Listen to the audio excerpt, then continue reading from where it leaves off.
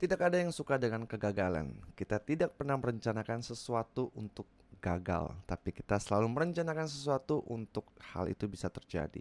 Saya percaya setiap dari kita ingin tampil dengan percaya diri dan dapat menyampaikan isi materi dengan baik kepada audiens. Tapi kenapa rasanya kadang-kadang tidak sesuai harapan atau mungkin membuat Anda tidak nyaman setiap kali ingin bicara di depan umum? Pada podcast kali ini, saya akan membahas beberapa penyebab gagalnya sebuah presentasi. Yang pertama adalah overthinking, berpikir terlalu berlebihan. Biasanya hal ini terjadi saat kita berada di atas panggung ataupun saat bicara di depan banyak orang. Pikiran-pikiran yang tidak seharusnya kita pikirkan di momen itu, tapi kita pikirkan. Dan biasanya yang paling sering kita pikirkan yaitu audiensnya kita.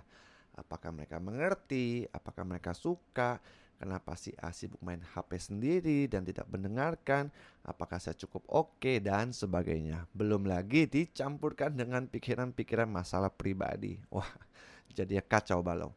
Di mana sebenarnya tugas utama kita adalah fokus kepada materi yang telah kita siapkan. Tapi mungkin karena grogi ataupun mungkin belum cukup berpengalaman, akhirnya kita mudah terseret tenggelam dalam pikiran-pikiran yang sifatnya hanya sebuah asumsi tentang audiensnya kita.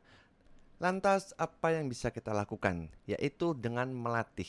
Ingat ya, melatih, di mana kita harus melatih pikiran kita untuk fokus dan rileks. Dengan melatih pikiran kita untuk fokus kepada materi, percayalah Anda tidak akan mudah overthinking saat Anda tampil. Dan poin berikutnya yaitu bahasa tubuh.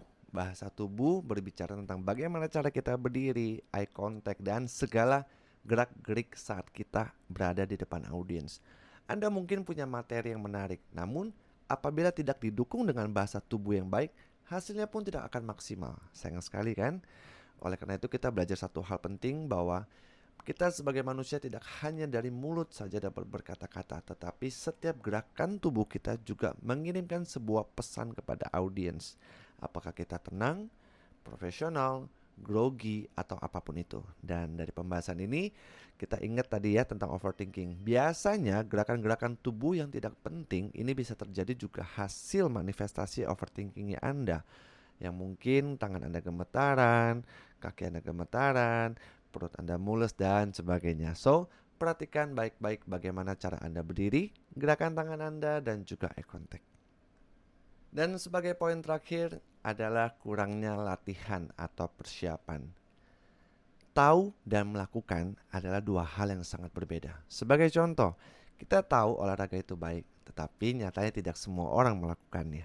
Dalam public speaking, seringkali kita tahu materi yang ingin kita sampaikan, namun kita tidak melakukan latihan membawakan materi tersebut. Sebagai gambaran, kira-kira menurut Anda, berapa lama waktu latihan yang dibutuhkan oleh seorang pemain sepak bola? 1 jam? 2 jam? 1 hari? 1 minggu? No.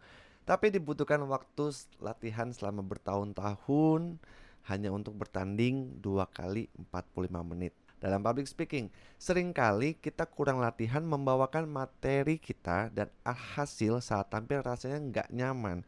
So, pastikan materi yang sudah disiapkan tidak sekedar kita tahu, namun juga dengan kita latihan membawakannya. Oke, jangan lupa subscribe channel ini karena di video-video berikutnya saya akan berbagi tips-tips seputar public speaking. Sukses untuk Anda.